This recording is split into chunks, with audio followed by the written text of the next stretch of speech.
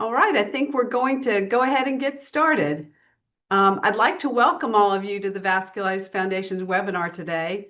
I'm Kathy Olewski. I'm the host for the Vasculitis Foundation Educational Webinar Series, but I'm also a patient living with MPA vasculitis. These webinars are part of the Vasculitis Foundation's commitment to patient education, and we'd like to thank our sponsor, Novartis, for helping us present these webinars. And today's webinar is a patient roundtable about fatigue and vasculitis with Dr. Kathy McKinnon, joining our three patients, and she will give us a clinical perspective. After we finish this webinar today, there will be a recorded version on the Vasculitis Foundation's YouTube channel, and everyone who's registered will receive an email with a link to it as soon as it's available. That way you can share with family and friends. I think we can get started.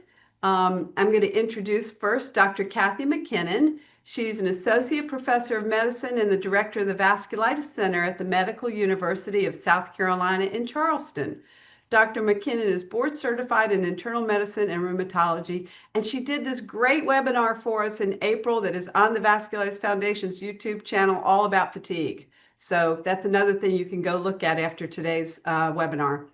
Welcome, Dr. McKinnon. We're so happy to have you here with us today. If you're Thanks, mute, Kathy. I'm happy to be here today. great. Okay, so now you know where Dr. McKinnon's face is in all of these faces.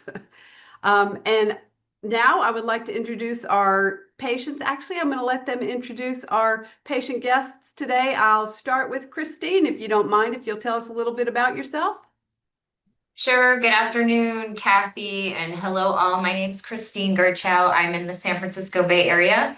I will live and work here, but did grow up in North Jersey, and I'm very proud to have spent most of my life in Jersey. I was diagnosed with polyarteritis nodosa in 2008 after 7 years of being incapacitated, hospitalized, fully disabled. It's been life-altering, and I've been in treatment ever since, and I'm honored to be here with all of you today. Thanks, Christine. And Nancy, how about you next? Hi, I'm Nancy, and I'm really pleased to be here. So, hello, everyone. I live on the east coast of Canada in the province of New Brunswick. I was diagnosed with MPA vasculitis just a year ago in June. So I'm a little bit of a newbie to the vasculitis experience. Okay, thanks, Nancy. And Darren, would you like to introduce yourself? Sure. I'm Darren White. I'm in Halifax, Nova Scotia, so just a little bit east of Nancy. And I was diagnosed with GPA in July of 2022. So I've got a few years under my belt of being the patient. Thank you so much. And I will say, just so that you all know, I'm Kathy. I live in North Carolina. I do the webinars for the Vasculitis Foundation. And since I'm a patient also who deals with fatigue, I thought I would tell you I have MPA and I got diagnosed in 2008. All righty, let's start with some questions. Basically, everybody, I'm going to ask our three guest patients some questions. They're going to give their answers. Feel free to comment on their answers or give your answers to the same question in the chat box. We're trying to look at all of it, and we're all going to gain from this experience. And so I'm going to start with the question, how has fatigue affected you physically? And I think we'll let Darren go first, if that's okay. Yeah, so I mean, for me, it's rough. I'd say, of course, it's rough for everybody. I'd say there's no days when my energy level approaches pre-illness levels. I've got two kids who still live at home. They're 19 and 21. They were in their mid-teens when I was diagnosed. They have absolutely stepped up. They've been great. But I'm the person that always enjoyed sort of puttering and doing chores and this and that. We have a small shared family cabin way out in the woods, and I used to be the chief doer of things, from taking down dead and dangerous trees, moving rocks, all that sort of thing, and all the maintenance on that place. And those are roles that I largely have had to give up.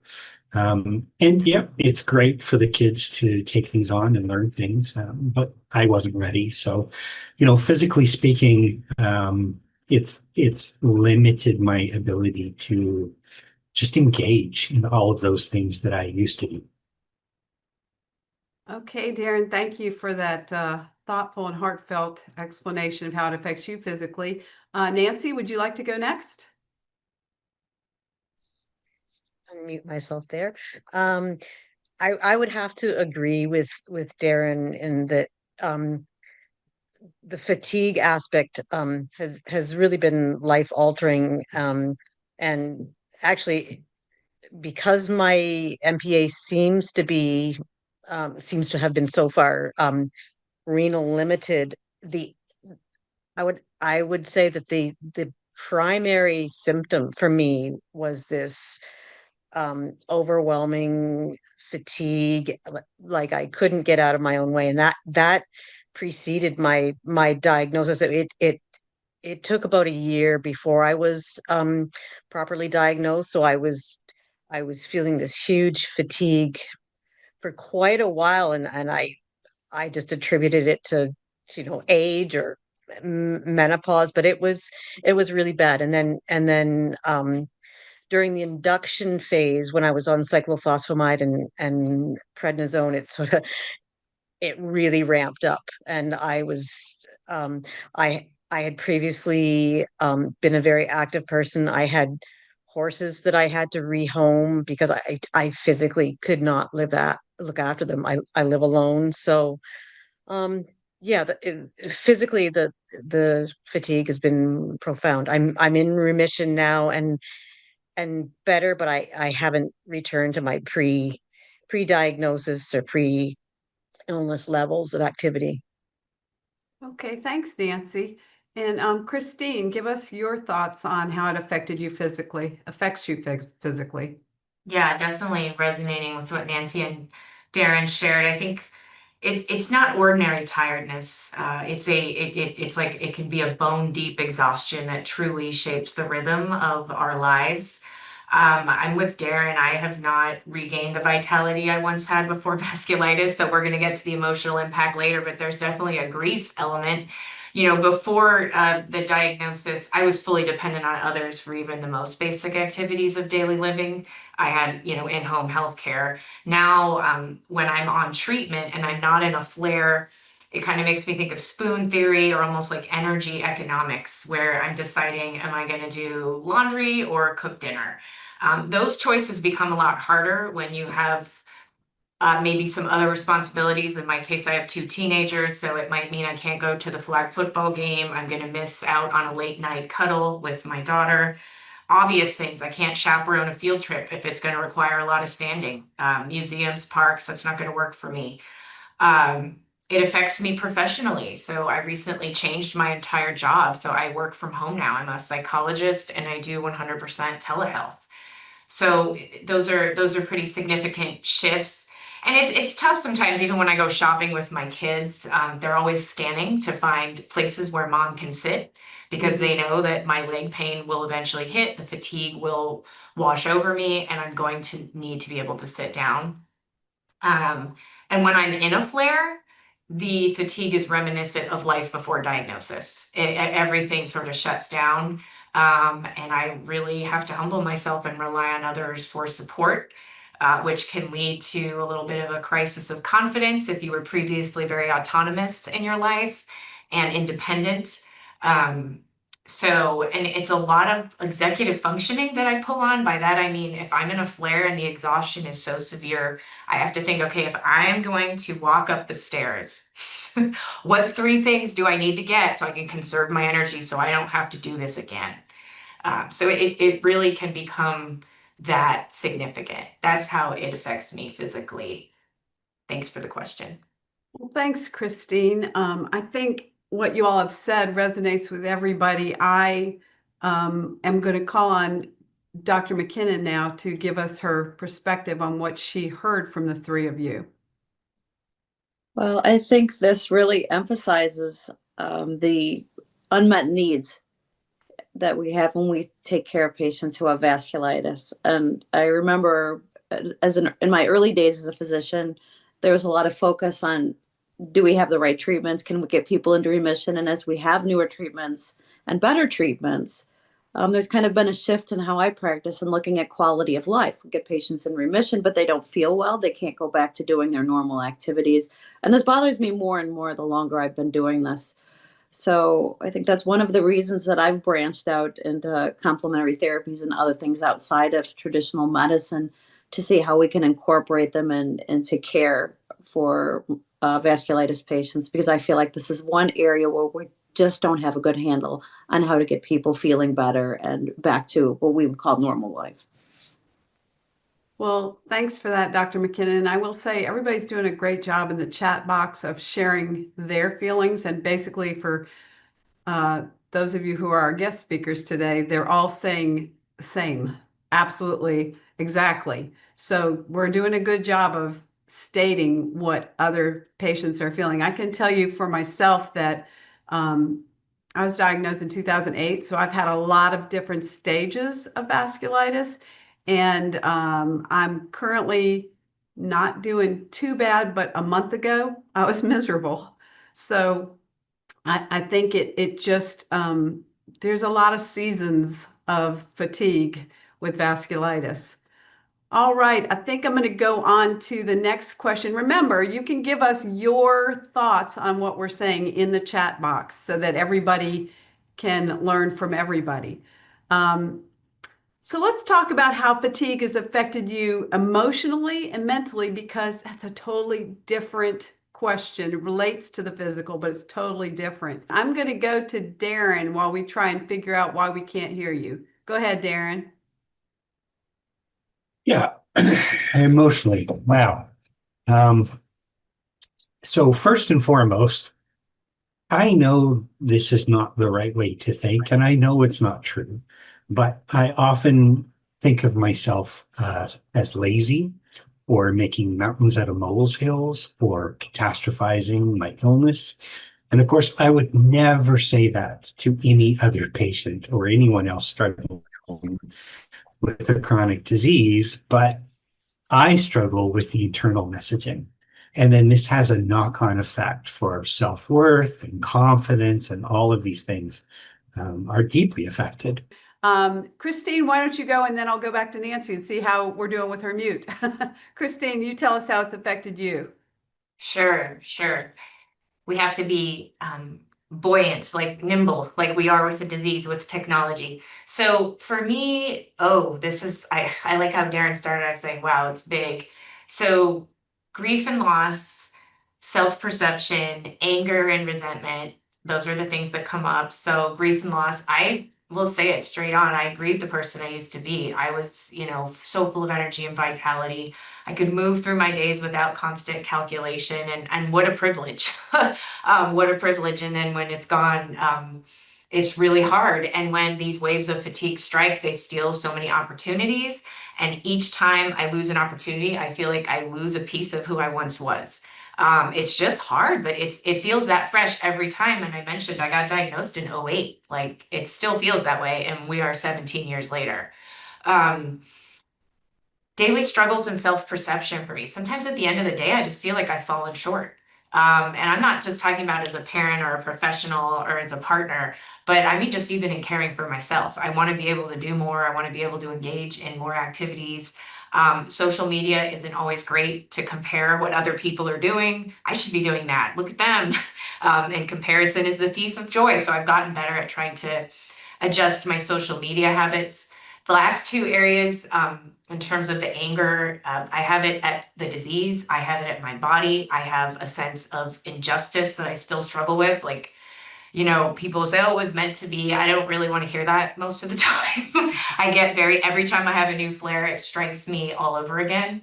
And then just beyond the visible toll, there's just those quieter, more, burdens that I carry, like at night, when I just lie down and my legs are heavy and I'm just drained beyond words. I don't always want to share it with my family to burden them with this all over again. So we'll get into this more in the next section about how we've adapted to it. But I certainly have started engaging in mental health support and therapy myself to be able to process the experience as it comes and goes. So thank you.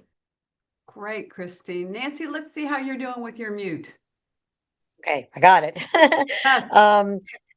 Yeah, the things that Christine said really resonate, and I look at myself as being still early in the process in terms of even like accepting the changes that vasculitis has brought. And there's very definitely a grief period, and for me, like I say, because I had a very physical life, because I had horses, that there's a whole aspect of my life that is just missing right now. And it's um how to then re-identify yourself. I don't know if that's a correct word, but I felt really early on that I was unmoored, and I was also um I'm older now, but I was a competitive runner, so like things that were tied to my identity have been profoundly affected. And I with respect to anxiety and depression, I have a pre-existing anxiety disorder, and especially while the induction therapy was going on, it just, and the prednisone, that just exacerbated um the anxiety and depression. So it wasn't until I started my Ruxolitinib therapy just prior to that, um when I started to get a semblance of that calming down. But the fatigue, darn it, has um really hung on. So yeah, it's profoundly emotionally impacting. Okay, thanks, Nancy, for sharing that. Hey, Darren, we're coming back to you. Let's see how we do. All right. Hopefully my internet connection holds. I was just trying to describe how I'd had this 9-year relationship, and that fell apart as a result of the fatigue and other symptoms. And this was before I was diagnosed, so I was just getting sicker and sicker. And then since then, the fatigue has made it very hard to date, and even sometimes just to maintain friendships. So there's definitely an impact for those of us who aren't in relationships, and I'm sure for the people who are, there's an impact there too. Yes, thank you for that. And just before I go to Dr. McKinnon, I'm just going to throw my 2 cents in as a patient. I think the mental aspect of it is the hardest part for me. I think I'm a 50-year athlete in that industry. I celebrated 50 years in 2024 in the martial arts industry, and I totally lost my identity. I was in the best shape of my life when I got diagnosed at 50. And it does. I was no longer the strong, outstanding person in that community that I had been my entire life. So I feel that very strongly, and I just wanted to say that. And Dr. McKinnon, will you comment on what we've just said? I just want to thank you all for being so frank and honest about these feelings. I think these are some of the hardest things to talk about, because sometimes my sense is patients take these as personal failures or lack of strength in dealing with their disease. And sometimes these don't come out until I probe really deeply, or family members bring it up. You should talk to mom. She's really depressed, but she doesn't want to say anything to you. Or you should talk to dad. He just lounges around the house now. We don't know what's going on with him. So I think as physicians, we probably are not doing a good job of preparing you for the changes that happen when you get these diseases. And I saw a comment come up in the comment box, which I appreciated. It said it's hard to predict what's going to happen, or hard to know what's going to happen. I think we all have that. We share that experience with these diseases. But I think we could do a better job of talking about the disease as something that's potentially life-changing and how we work through those changes once the disease is in remission. We spend an awful lot of time talking about the disease and maybe not enough time talking about you and what your life is like and how things may change over time. Not to be a negative Nelly when we talk about it and say, oh, you're never going to be the same again, but say that this disease can cause some changes that we may need to figure out how to deal with once your disease is in remission and you're well. But just thank you all for being so honest and sharing those feelings. Thank you for saying that. We appreciate it. I think we've communicated very clearly how probably most people in here feel. I did just want to say there is like a little thing in the Zoom room where you can like raise your hand, but we're not using that today. So if you have a question, if you'll put it in the Q&A box, we promise we'll do our best to get to it. Now, for what I hope will be the healing part of this, we've all developed strategies in how to deal with this, and I'm really curious to hear what some of you have done. Darren, you want to go first? What are you doing to deal with? What's your strategy? What's helped you? I don't know that I completely have a strategy yet because I'm always learning and trying little modifications. But for me, I find that the spoon theory, or my version of it, is very helpful for managing my time and energy. So I try to think in terms of a block of a week. And I know that in that week, if I really need to, I can go into a bit of a deficit maybe on one day, maybe two if I absolutely need to. But I also know now that I have to account for that after. And for my body, that recovery after a deficit is about 2 to 1. So if I spend, extra time volunteering, which is something that I love to do, it is great for my head. But I also know that on the weekend, probably I'm going to have to take a little extra time and just settle right down and do very little, sort of build back some energy. I also, when I first started thinking in terms of spoons, I was really focused on the physical side of things. But I know now that the mental side can have just as much of an impact. Mental stress, my job, just trying to support my parents who are aging, driving in traffic. Right now, the smoke from the wildfires that's impacting my breathing, helping my young adults, the 2 kids, navigate a pretty scary world. These are all spoons that I know I have to account for now. And it's tough because you want to do so much, but you pay such a high price if you go over your limit. And I guess the last thing I'd want to say is, we have these good days and good weeks, and it's really tempting to just run around like a maniac and get everything done that you haven't been able to do. But I definitely have learned that you can't do that. Like maybe a thing, maybe two, but that's the time when you have to invest in yourself.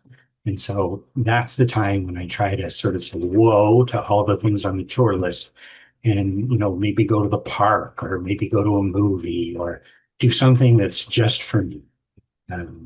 So I guess that in a nutshell is how I handle it. Thank you. That was some great insight there. Christine, you want to tell us your strategies or how you've adapted? I love what you just shared, Darren. And I am so that person too, is like, I'm having a good day. I'm going to do 800 things. And my rheumatologist is like, at what point will you learn your lesson?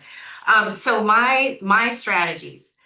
Okay, so I have a few that I'm willing to share, and these are what worked for me. And we all know we have different bodies and chemistries and everything else. But for me, what has helped, proactive napping, even if it's a short one, 5-10 minutes, put some money in the bank. Very hard. I was never a napper. Can ask my mom, since I was an infant, never took naps. So I do that now. Practice saying no. Very challenging. We could probably go to 8 webinars on that topic. Setting boundaries and limits, and being okay with that. I've identified what my power foods are. For me, it's eggs and avocados. Those are things that I eat. They're not going to cause me GI distress, and they tend to just make me feel a little tiny bit of energy, and they don't sap my energy, which some foods I've identified for me, I don't feel good after I eat them, and I avoid them. Therapy, I mentioned. I'm in therapy. I went to a session with Vasculitis Foundation maybe 2 or 3 years ago, and it was on the impact of the disease on our family members. And from that point on, I thought, you know what? I need to get into therapy myself. I do it through telehealth. The clinician has been fantastic. I also work with a psychiatrist, and I have no problem sharing that with the group today. I take Lexapro, so it has helped me manage anxiety and depression, which creeps in with this disease. I drink coffee in the morning. For some folks, that might not work for them, but honestly, it helps me get going. And I indulge in it and I enjoy Starbucks. I'm embarrassed to say it's overpriced, but I like it. I use a stool, a cane that has a little fold out stool when I'm going places, so you can pop it down. And so if I had $1 for every time I've been in the airport and someone's like, where did you get that? It really is great. You got a long line, pop it out, sit down. Might not work for everybody, but I found it to be useful.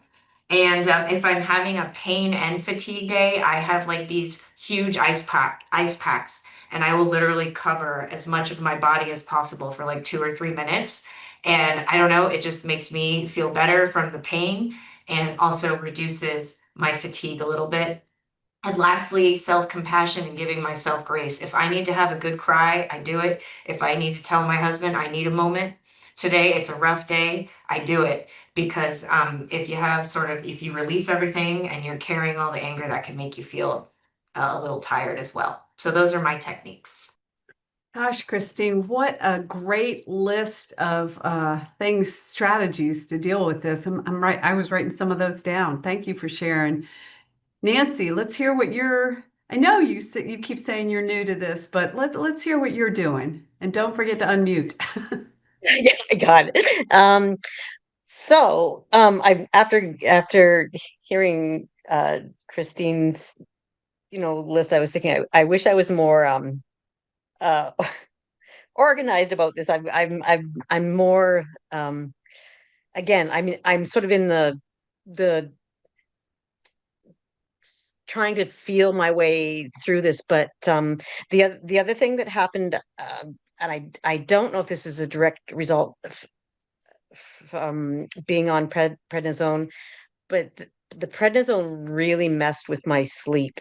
And I, as much as I used to be a great sleeper and a great napper, but my greatest difficulty is that um I haven't been able to get like a good sleep where I feel rested afterwards. So that's been a battle for me. So um I I do nap when I need to nap. I'm currently, because my kidneys have been impacted, I've been altering my diet, and I think that's been a good help in terms of choosing um the foods that are not going to be more damaging to my kidneys, but I think that's had an impact on the fatigue as well, in a positive way.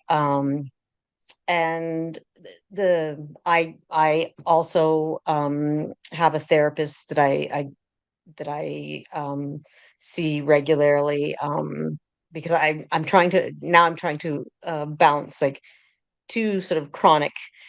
I've got the vasculitis and I have a pre-existing anxiety disorder that I'm, you know, trying to manage.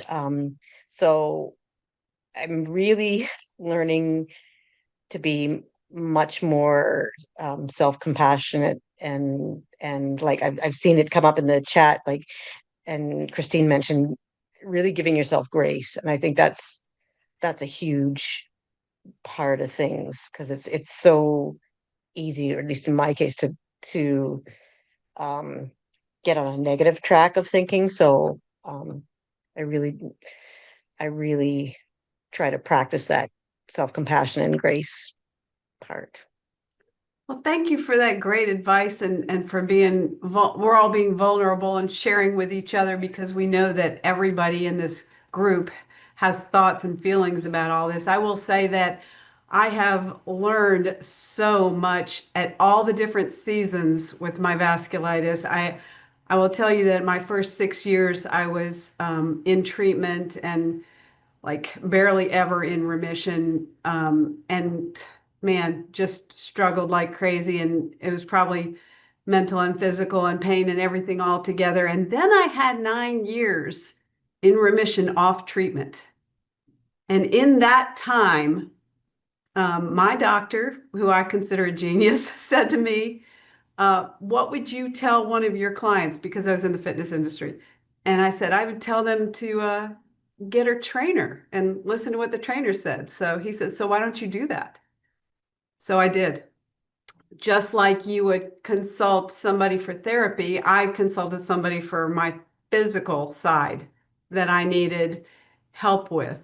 And that did help me. And of course, I had more flares and things went backwards and, you start all over. But I did learn a lot of strategies, and the spoon theory is one of them, Darren. I definitely learned that by default. And also, I learned to listen to my husband, my son, and my daughter, because my husband says to me on a regular basis, I think you should sit down for a little while.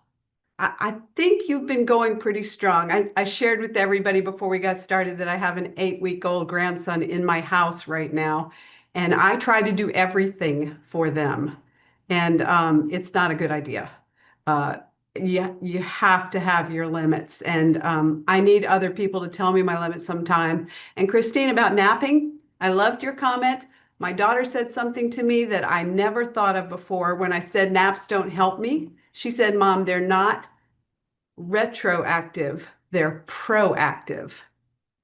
They don't help how you felt, they help how you're going to feel. And I was like, okay, I'm going to take naps. I learned from my 31-year-old. I got it now. Dr. McKinnon, do you have some comments on that? Well, I love the focus on self-care because I think that falls to the wayside a lot of the times. At the beginning, when you're diagnosed and working your way through, the uncertainty of your diagnosis and the fear of what might happen to you, I think it's less of an issue. I think as the disease is in remission and things are supposed to go back to normal and they don't, I think this is where this really could come into play. And I'm glad everybody out there, I hope you're listening to this. I know it's a hard part of incorporating in your treatment, but it is oh so important.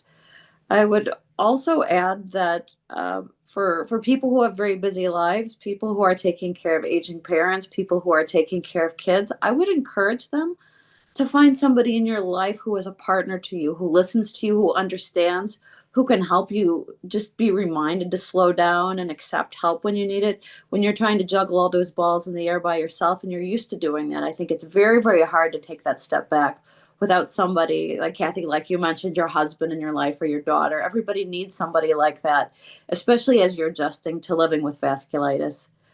I would also, and just based on my experience, I would ask patients to advocate for yourself when you're in the office talking to your doctors about fatigue. Because I think I've seen a group of patients who just assume that it's part and parcel of their disease and they just have to live the rest of their life with what they have. I have people who come to see me because they're angry. Their doctor's like, well, your vasculitis is in remission, so you must be fine. And clearly they don't feel fine. And those are the people who really come and look for answers. And there are a lot of things. If you've seen the webinar, we go over a lot of different things that can come part and parcel as a result of the vasculitis or treatment of the vasculitis, or even unrelated things that can really impact your energy.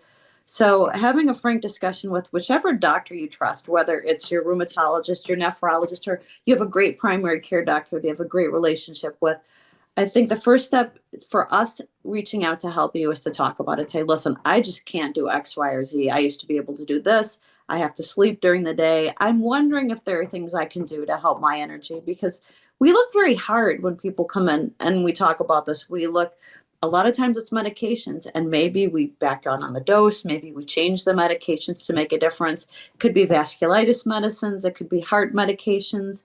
Sometimes the weight gain with steroids affects sleep, and we find sleep apnea that people didn't have before their diagnosis. nutritional support, mental health support. A lot of people experience depression initially as profound fatigue and just not being able to get up and do things.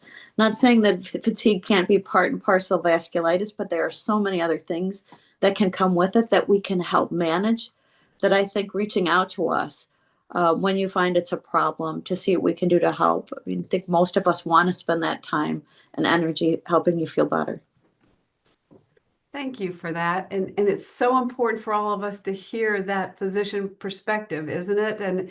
And so we're so grateful to hear that there are physicians that believe us and that don't, they they readily say, like Dr. McKinnon did, that they know it's not in our head. They know that it is something that we deal with vasculitis. And so we really appreciate that. Hey, everybody, we're going to move on to the question and answer section. And I've seen a lot of questions, so I'll do the best that I can to get them all in here. But I'm going to start with one that came a few different ways from a few people, but it's basically for Dr. McKinnon. Is there a link between chronic pain and fatigue? Absolutely. Absolutely. People who are in pain, hour after hour, day after day, for a number of reasons. The neurotransmitters that your body makes, the different chemicals that your body makes, how pain affects your sleep. Absolutely, the two are linked. And oftentimes, and we were talking about this before the webinar, how fatigue and pain go together. And, you usually can't manage one without managing the other. So absolutely, yes.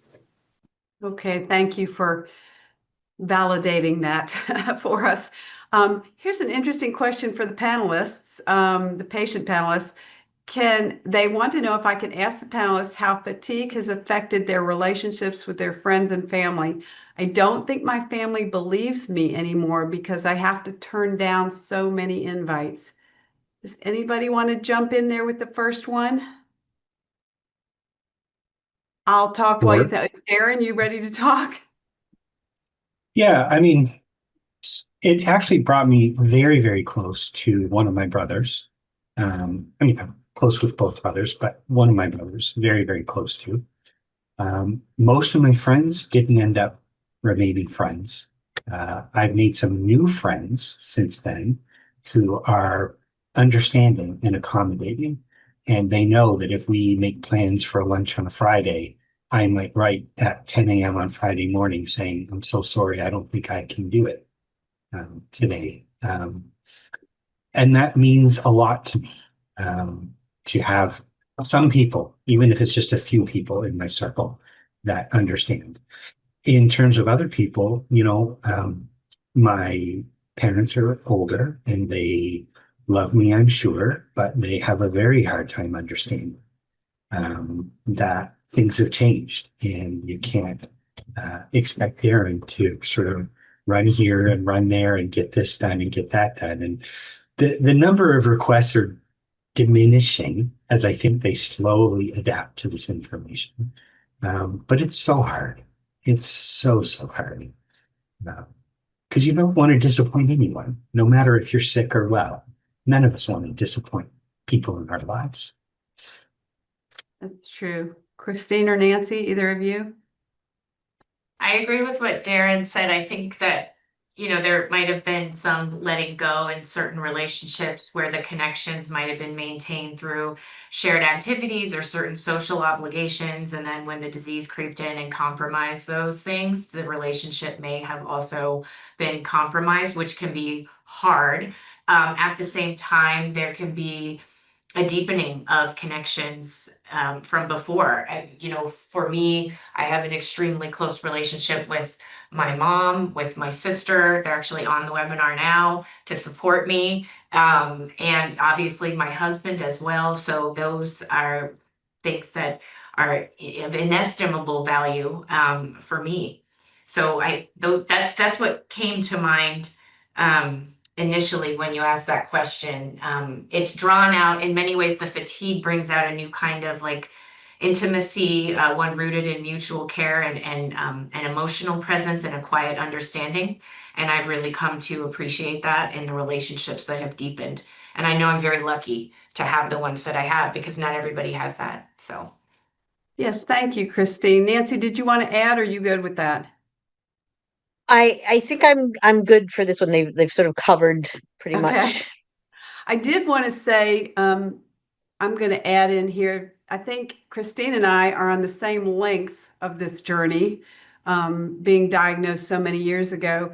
I have friends who have forgotten that I have vasculitis, and they are, because sometimes I'm active and sometimes I'm not. I have a best friend that when I was in that 9-year period in remission, most of the time feeling okay, I pushed towards some goals that I wanted to achieve, and we were walking on our greenway, um, 4 miles, 3 miles, 5 miles a day, 5 times a week.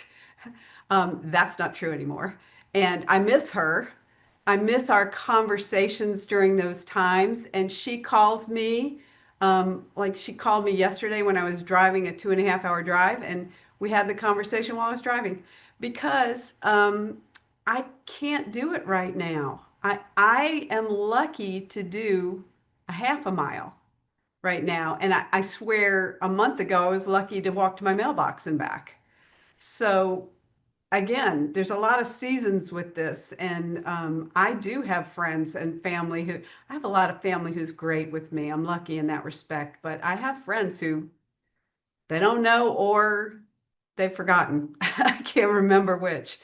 Um, all right, let's move on to some other great questions. I had one for Dr. McKinnon. Someone says, can you tell me if Actemra causes fatigue? So it's that question again, is it the medicine or the vasculitis? I'd say most of the medicines we use, both steroids and steroid-sparing medications, can have fatigue as a side effect. So if it's a medication you absolutely have to be on, we look at other ways to help increase energy. If we're in the position where there's a few alternative treatments, sometimes we even change treatments to try to help with that when the fatigue is pretty bad. Okay, and here's another question for you, Dr. McKinnon. Have there been studies on what causes the fatigue? This person says I'm diagnosed with GPA and it's well treated, but heavily affected by fatigue. And they suspect lung damage and scarring on their lung tissue related to the vasculitis could be causing their fatigue. So the question about the studies is, could there be a cure for that down the road? That's a good question. Yeah. And I think that there's a few aspects to this question. I think that there have been a number of studies that have looked at fatigue and how negatively impacts patients with vasculitis. So I think that if we as physicians and the medical community aren't aware of it, we're not doing our job and staying current with the literature. As to what causes it, the disease is different in every patient. Sorry, spam call there. Oh, goodness, we lost Dr. McKinnon. She'll come back. Um, so I want to move on to a question for the panelists. It is, someone wants to know if we're able to work. And if so, how in the world do you manage it with your vasculitis? I think Christine told us a little bit. Hey, I'm going to tell you a little bit right now, while we're waiting for Dr. McKinnon to come back in, which she just did. Um, I'm going to give her a minute to get back in and situate, and we'll come back to her. So my job was 100, well, 80% physical, 20% um, interacting with people and administrative. And my job completely changed. I learned during COVID how much I could do remotely. So yeah, I changed a lot. I've talked to people who went on disability. They could not do their job anymore. Why don't the others of you share with us how you feel about, are you able to work? Has it changed over time? Darren, you look like you're ready. Yeah, well, first thing I was going to say, and Ed can probably post this in the chat, there's a Working with Vasculitis webinar that we did. So I'll point people that way. I do work. I work in access and privacy law. So my job has very little physical, it's all mental. Even though it's all mental, or perhaps that's part of it, it isn't easy. When I was first diagnosed, I couldn't work full weeks because I couldn't put the brain power into full weeks. So I had to use a lot of fortunately, I have a civil service job, so I have good medical coverage and coverage for that kind of short-term disability. Now, the way I manage it is I work a little extra every day so that every third Friday I have off, and that's a good catch-up day for me. I have workplace accommodations, so every Wednesday and Thursday I work from home instead of going into the office. And I also have worked with my boss so that there's an understanding that I'll work more in fits and starts instead of a steady pace. So all the files have sort of the same kind of outcome, but they know that there'll be periods where I'm working a little faster and periods when I'm working a little slower, because that allows me to kind of follow the disease path a little bit and allows me to respond a little bit easier to fatigue. That took a couple of years to get sorted out. That wasn't something that just sprung up. And it's not easy. And I'm trying to work until I hit 60. So I got to figure out how to work for 3 more years. And sometimes I sit here and I wonder how that's going to be achievable. Yeah, I understand. I'm going to come back to Nancy and Christine if they want to answer that. Dr. McKinnon, you left us for a second. Were you finished with what you were saying, or can you add a little more? Absolutely. Sorry about that. I tried to get rid of the spam caller and ended up getting rid of everybody. But I think we were talking about the lung damage and fatigue. And the good news about that is we actually have 2 of our scientists where I work working on medications to help reverse fibrosis in the lung. And fibrosis is a consequence of scarring in the lung. So I think that if the fatigue is caused from damage, as we find these newer treatments that may be able to help reverse scarring and damage, we could help fatigue related to that. I think fatigue is caused by so many different things that it would be hard to find one cure-all for it. But I think the more we realize it's an issue and the harder we work at it, we'll start to address it bit by bit. So that's a long answer for a yes. I think that's in the future. It just may take us a bit to get there. Oh gosh, what good, great hopeful news though. Dr. McKinnon, we were just talking about, somebody asked if we work and how we manage that if we do. So Darren shared his. Nancy, are you working? Is there anything you want to share with us? Yeah, it was so ironic.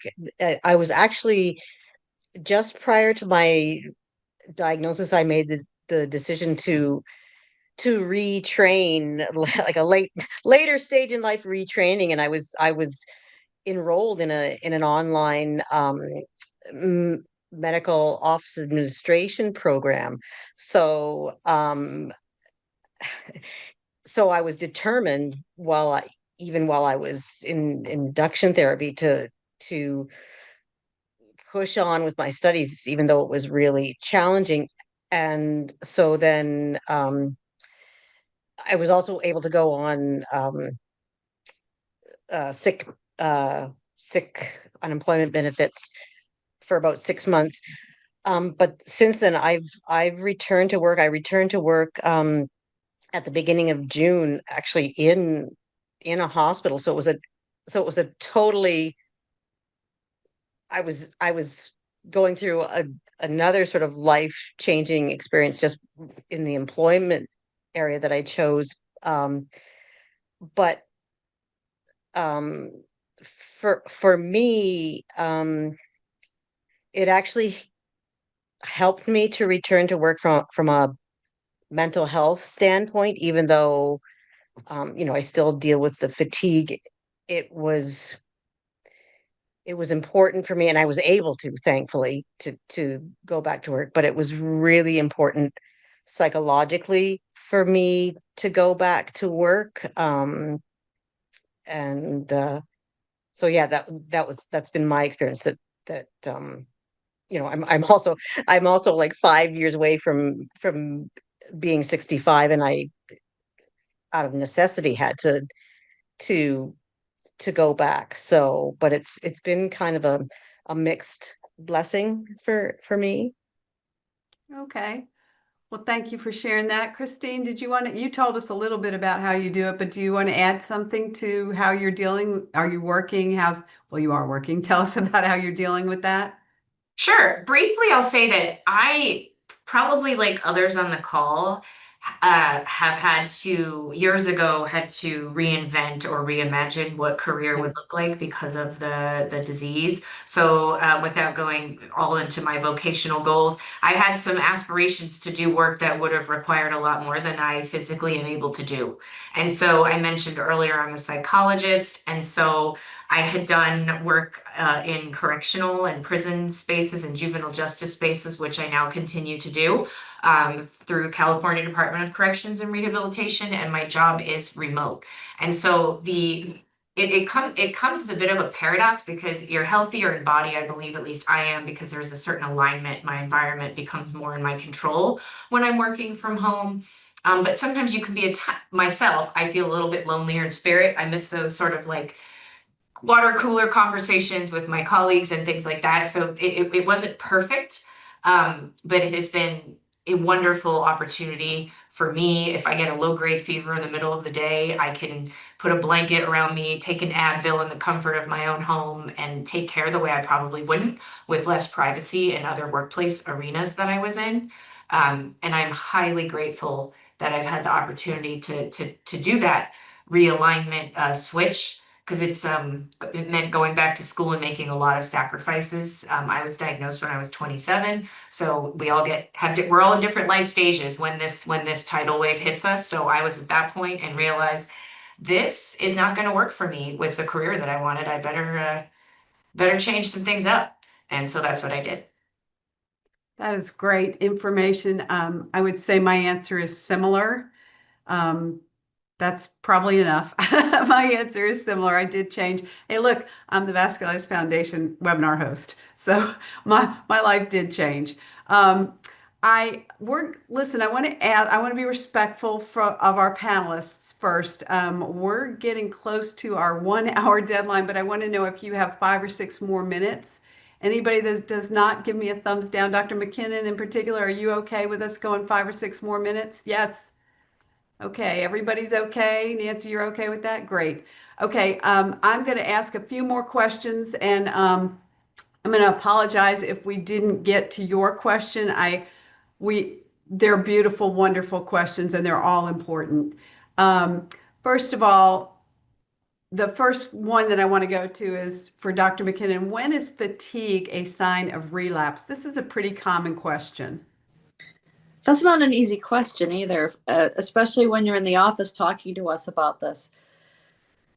In some people it is, so we look very carefully. If you tell us the fatigue is increased, we tend to look at blood work. We tend to do a very close examination of you and what you look like, and dig a little bit deeper into questioning to try to assess that. Sometimes we get repeat imaging in people who are not certain, but that always warrants more investigation, in my opinion, as to how the vasculitis is doing. And sometimes the answer isn't absolutely clear. I'll have patients who come in and their blood work looks okay, it looks about the same, but they're clearly feeling worse. They tell me they feel like it may be an early flare. And oftentimes we will modify the treatment a bit, thinking that it may be, and many times people feel better. So even without hard black and white evidence, which you guys know, living with these diseases, that things are oftentimes not black and white. I think it's important to talk to a doctor who listens to you, who understands, your disease and what you're going through, and is willing to step outside of the black and white to take good care of you. Okay, thanks. And another related question, sort of, is someone wants to know if a Rituximab infusion can add to your fatigue. Absolutely. That can be a side effect of the infusion. Oftentimes, the pre-medications we give a good dose of steroids. Almost everybody gets that to prevent infusion reactions, and the steroids certainly interfere with your sleep. Mm-hmm. So not feeling energetic for a couple of days after the infusion, we give, depending on your doctor, what type of antihistamines you get. A lot of people get Benadryl, which for many of us make us mentally foggy and tired after the infusions.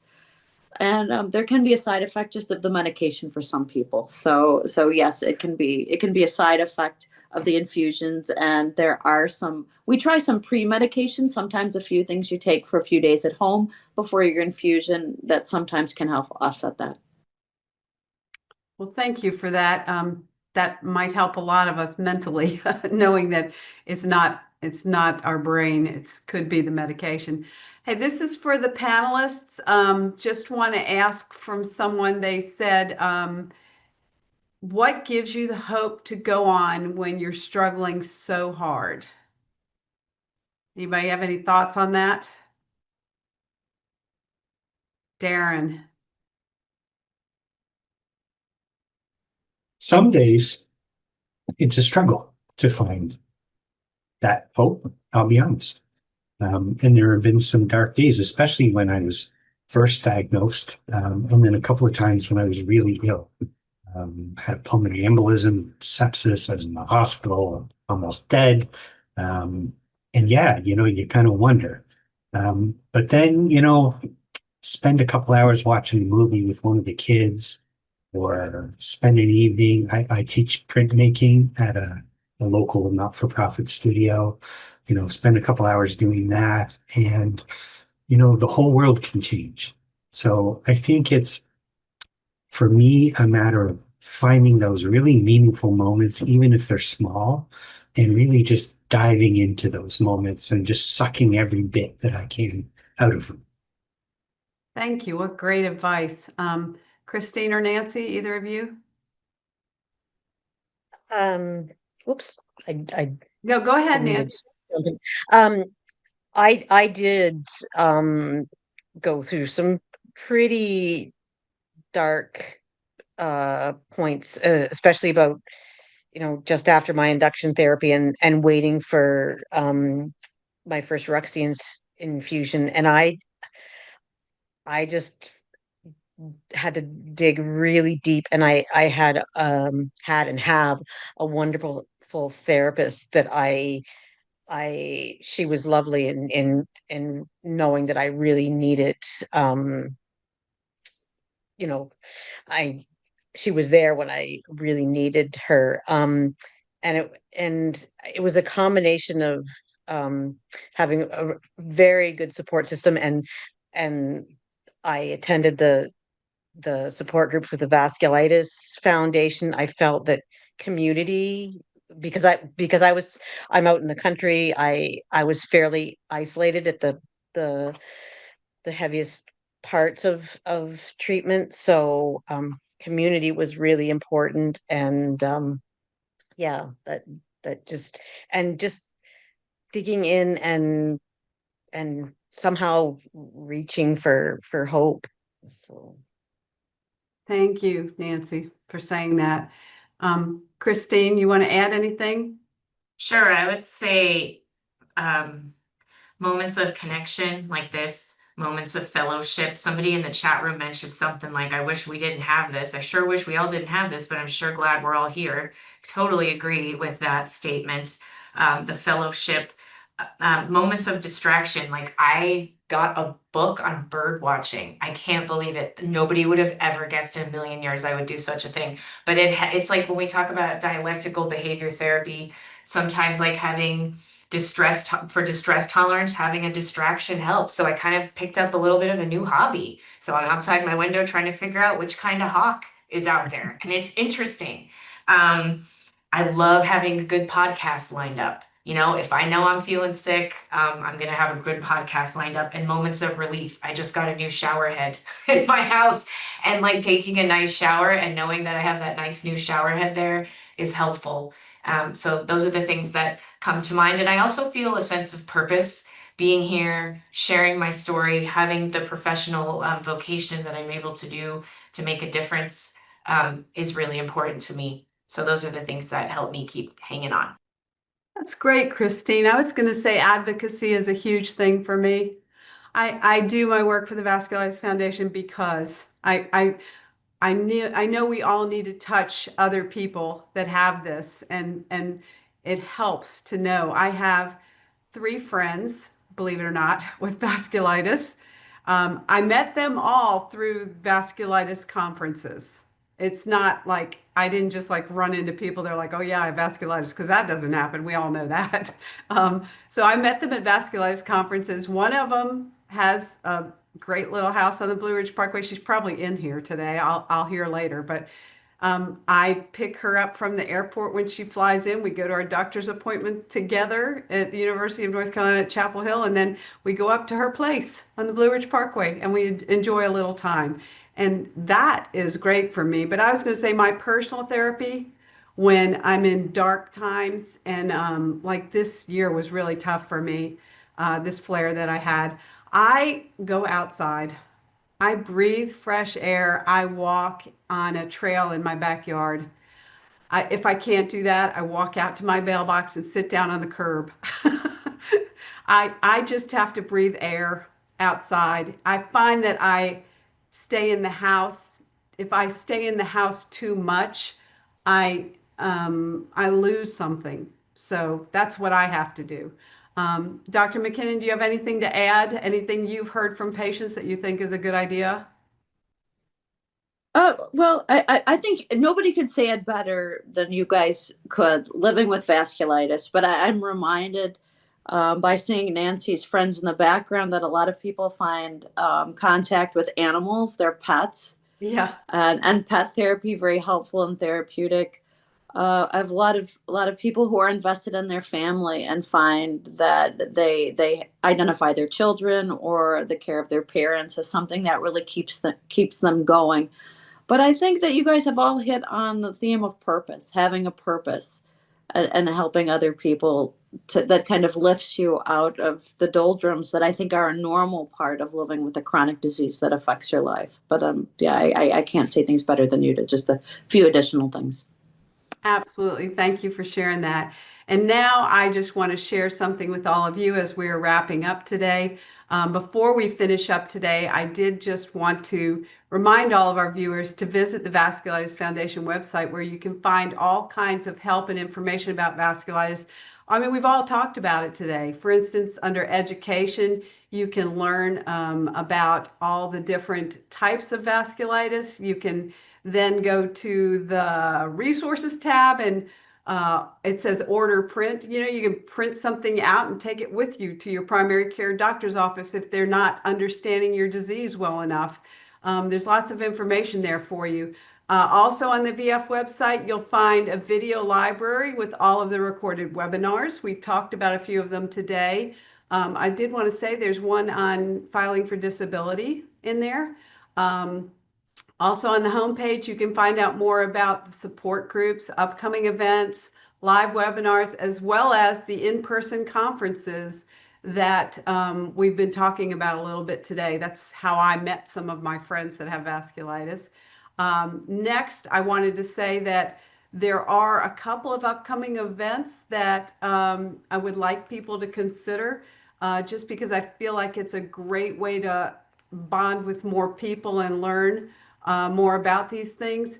On October 11th, there's an in-person conference at the Penn Vasculitis Center in Philadelphia, and they'll host the Fall 2025 Patient Education Meeting.